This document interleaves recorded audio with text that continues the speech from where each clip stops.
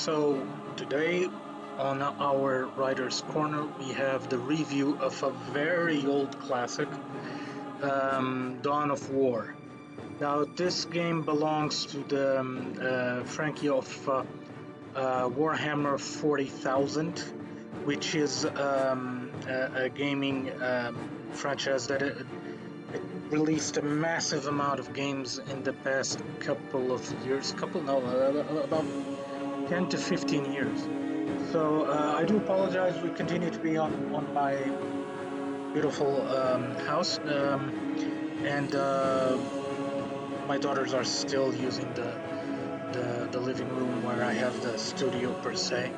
Uh, we'll probably listen to a lot of people on the kitchen and stuff. I do apologize for that, but it is a pandemic and we're all home. So let's get to it. Now, this game is one classic case that this game actually deserves a review, but also I would like to ask for a remaster of this game. Now, I don't believe it will be possible because the studio that actually made this game has been bankrupt for about a good 6 years now. It was either bankrupt completely or it was bought off by someone else. But it is what it is. Now, this is an RTS game, a real-time strategy game. It's not turn-based, and that was new for Warhammer. Warhammer was always turn-based. So first you played, then the opponent played, and it was almost a chess-like game. This one is actually free movement.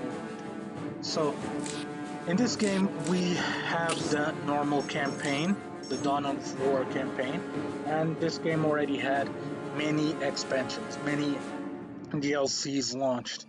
Right now I don't have those DLCs to review them, but I want to review the main core game. This was actually made on purpose, not having the DLCs installed. Why? Because this game is in frank need, in a very deep state need of a remaster. As you can see, the graphics are dated. The sounds are actually not that dated, but yeah, the core of the game is outdated completely. And that will be reflecting on the main grade of the game. Now, quite a year ago, almost, I did the initial review of Command and Conquer, the remastered edition. I'm going to do a recount of that initial review next week, because that was more or less from this timeline, or from this time frame, Command and Conquer. But I'm going to have a significant review of that game in comparison to this one. Now, Dawn of War.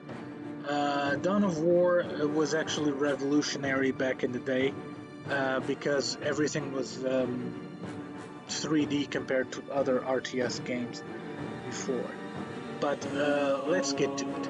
So we have the Dawn of War campaign mode, the skirmish mode, that you get to pick and choose the map in which you want and the maximum amount of players per map. So there are zones here that you can have 6 players. The multiplayer one, I'm not going to touch this because it will crash out the game. I don't know if it is only on my computer, but unfortunately the servers of this game have been turned off. Okay? The online facet of this game is no longer available. At least not in Portugal. Don't know if it is available elsewhere. But if I press this, the game will crash. Army Painter. Now, this is interesting because here you can actually customize your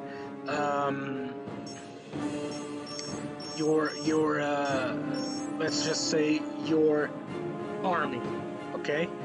Now, you start off being a Blood Raven, but you can actually pick and choose other types of, for example, yeah, you can actually go with Chaos and whatnot. Okay, you can actually be one of those guys. Omega Squadron. This game was really cool because of it, and you can actually change the color of your primary colors, as you can see here. Secondary color, yeah, like this.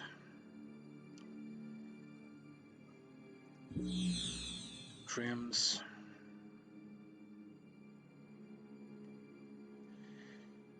And of course the other trims.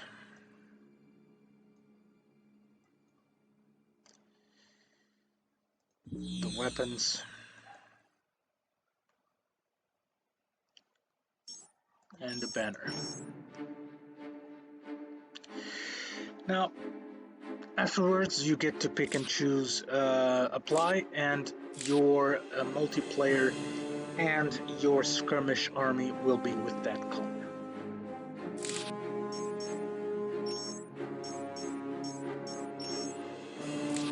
You can also customize Eldars,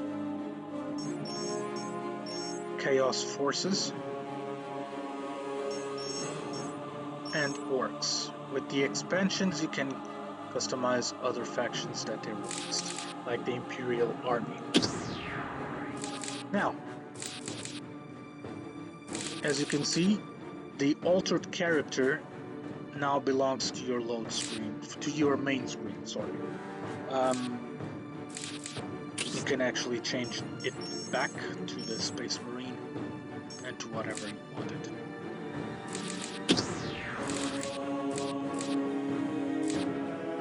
Now, Game Manager. Game Manager is where you, this was actually launched in order to activate your DLCs. This is pretty much useless, okay? If you don't have the DLCs downloaded, this is pretty much baseless. It has no use whatsoever. So, we have the standard options of the game, and we have the credits. Now, this game was launched quite a long time ago in 2004, so this is quite dated, as you can see with the graphics. Now, the main campaign, you take part of the Blood Ravens, one of the chapters of the Space Marines that were actually sent to a planet in order to quell an orc invasion. Later on, we get to know that the orcs were being manipulated, but I'm not going to spoil the rest. Of course, you have different difficulties, and the difficulty that I'm going to show you, this one, Insane, this is pretty much insane. You will be under fire constantly. You have absolutely no reprieve to breathe. So, if you really want a challenge that will take hours and hours to clear one level, yeah, you go for Insane. I'm already doing a series on Saturdays with this game, Dawn of War, and basically I will follow up the main storyline, and later on the expansions. So let's take a look at the first mission. As you can see, it will have a cool load screen of the planet in question, and you get to see where the Blood Ravens will be landing and where the Imperial garrisons are located. Then it cuts out to a cutscene.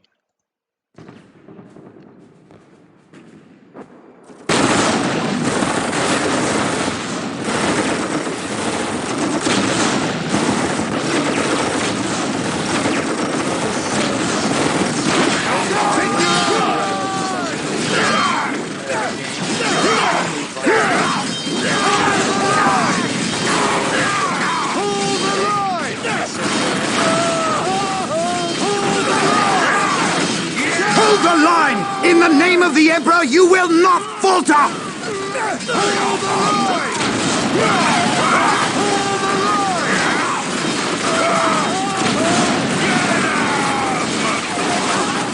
We can't hold! Run for your lives! Cowards! You will fight, or you will die.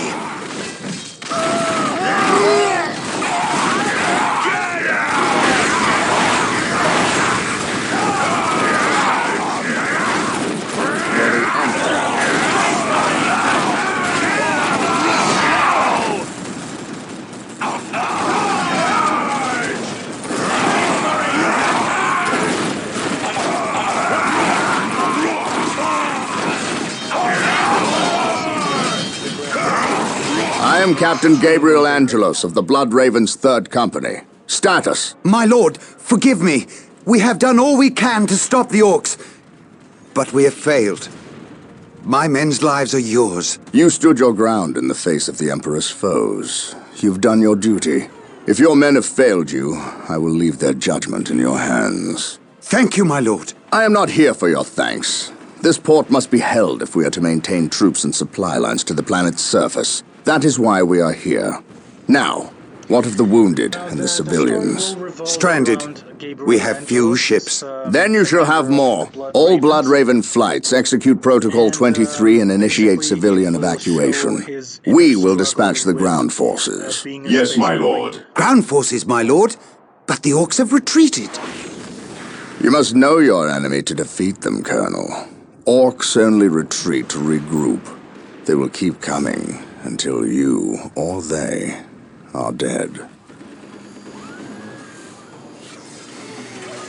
Of course, have to build up your base. Brothers, let us destroy this alien filth!